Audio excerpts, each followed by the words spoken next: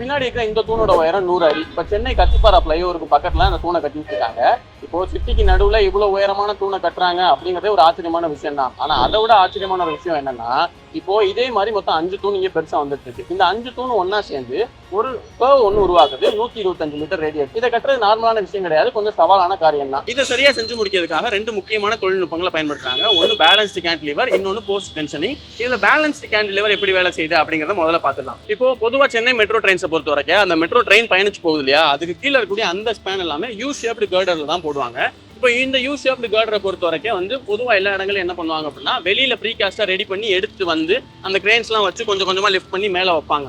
ஆனா இங்கே அதை பண்ண முடியுமானா அது கொஞ்சம் கஷ்டம். ஏன்னா சென்னை கத்திப்பாராங்கிறது ரொம்ப ரொம்ப முக்கியமான ஒரு ஏரியாவா இருக்கு. உங்களுக்கு 24 மணி நேரமும் வண்டி போயிட்டு வரது தான் இருக்கும். இப்போ நாம ஷூட் பண்றதே ஒரு 7:30 மணிக்கு. இப்பயே உங்களுக்கு டிராஃபிக்காக தான் இருக்கு. இப்போ இங்கே நீங்க ப்ரீகாஸ்டா எடுத்து மேலே வச்சா அது கொஞ்சம் நிறைய சிக்கலை ஏற்படுத்தும். அப்படிங்கிறதுனால இங்கே தான் பேலன்ஸ் கேன்டிலீவர் அப்படிங்கிற டெக்னிக்கை பயன்படுத்துறாங்க. இதுக்கு முதல்ல எல்லா கட்டிடத்துலையும் பண்ற மாதிரி கரெக்டான ஸ்பாட்டை சூஸ் பண்ணி அந்த இடத்துல தேவையான பைல்ஸ் எல்லாம் போட்டு அதுக்கு மேல ஃபவுண்டேஷன் எல்லாம் போட்டு அதை கட்டி முடிச்சுவாங்க. இப்போ தூணை போட்டு முடிச்சதுக்கு அப்புறமா ஃபார்ம் டிராவலர் அப்படிங்கிற ஒரு மிகப்பெரிய டூல் ஒன்று இருக்கு. அதுதான் இவங்களுக்கு அந்த மொத்த யூ கர்டரையுமே அந்த மொத்த ஸ்பேனுக்கு போட்டு முடிக்கிறதுக்கு உதவியா இருக்கும்போது, இப்போ இந்த ஃபார்ம் டிராவலருங்கிறது என்னன்னா, அந்த பில்லர் எல்லாம் போட்டு முடிச்சிட்டாங்க இல்லையா, அதுக்கு மேல இந்த ஃபார்ம் டிராவலரை வச்சு அந்த டூல்ஸ் எல்லாம் ஒன்று அசம்பிள் பண்ணி அந்த மொத்தமா ஒரு ப்ரீகாஸ்ட் டிசைன் மாதிரி ஒன்று ரெடி பண்ணுவாங்க. எதுக்காக அப்படின்னா, இப்போ அந்த யூ கர்டரை வெளியில இருந்து எடுத்து வைக்க முடியாது இல்லையா, அதனால சைட்லயே அதை ரெடி பண்றதுக்கு ஏற்ற மாதிரி தான் அந்த ஃபார்ம் டிராவலர் மொத்தமா செட் பண்ணிடுவாங்க. இப்போ அதெல்லாம் செட் பண்ணி முடிச்சதுக்கு அப்புறமா அவங்க அதுக்குள்ள கான்கிரீட்டை போர் பண்ணும்போது இந்த யூ கர்டர் என்ன டைமென்ஷன்ல இருக்கணும் அப்படின்னு நினைச்சாங்களோ அந்த டைமென்ஷனுக்கு இந்த ஃபார்ம் டிராவலர் மொத்தமா ரெடி பண்ணி கொடுத்து. இந்த ஃபார்ம் டிராவலர்ல இன்னொரு முக்கியமான விஷயம் என்னன்னா, அது ஒரே ஒரு இடத்துல மட்டும் செட் பண்ற மாதிரி இருக்காது. அதுல ஹைட்ராலிக் ஜாக்ஸ் மூலமா உங்களால முன்ன பின்ன நகர்த்தி கொண்டு போயிட்டே இருக்க முடியும். அப்ப முன்ன பின்ன நகர்த்த முடியும் அப்படின்னா என்ன அர்த்தம், முதல்ல நம்ம பில்லர் போட்டோம், அதுக்கு மேல முதல் யூ கர்டர் ரெடி பண்ணிட்டோம், அதுக்கப்புறம் ஃபார்ம் டிராவலர் அப்படியே நகர்த்தி கொண்டு போய் அடுத்த இடத்துல அப்படியே நம்ம கொஞ்சம் கொஞ்சமா அந்த யூ கர்டர் ரெடி பண்ணிடலாம்.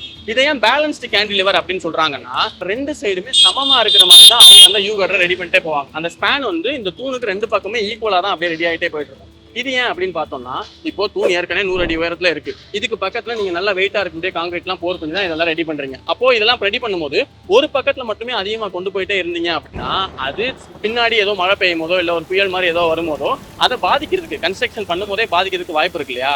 அதனாலதான் 2 சைடும் சமமா இருக்கிற மாதிரி அதை தொடர்ந்து மெயின்டைன் பண்ணி அதை அப்படியே கட்டிட்டே போவாங்க. இதனாலதான் இதை பேலன்ஸ்டு கேன்டிலீவர் அப்படின்னு சொல்றாங்க. இப்படிதான் மொத்தமா அந்த ஸ்பேனையும் கட்டி முடிப்பாங்க. ஆனா இங்கதான் ஒரு முக்கியமான கேள்வி வரும். இப்போ அந்த 100 மீட்டர் நீளத்துக்கு 2 சைடும் 2 பில்லர் தான் வச்சிருக்காங்க. நடுவில் எந்த விதமான சப்போர்ட்டும் இல்லை. ஏற்கனவே அதிகமான உயரத்துல இருக்கு. மெட்ரோ ட்ரெயின் போகுதுன்னா அதிக வேகத்துல போகுது. அப்ப அதிகமான ஸ்பீட் இருக்கு. இப்போ லோடு எல்லாம் அதிகமா வரதுக்கு வாய்ப்பு இருக்கு. இதுல எப்படி அந்த யூ கர்டர் மட்டுமே அதை தாங்கி நிற்கும் அப்படிங்கிற கேள்வி வருது இல்லையா. அதுக்குதான் 2வது தொழில்நுட்பம். ஆரோக்கியமான வாழ்க்கைக்கு ஆராவில் ஹெல்த் மிக்ஸ்.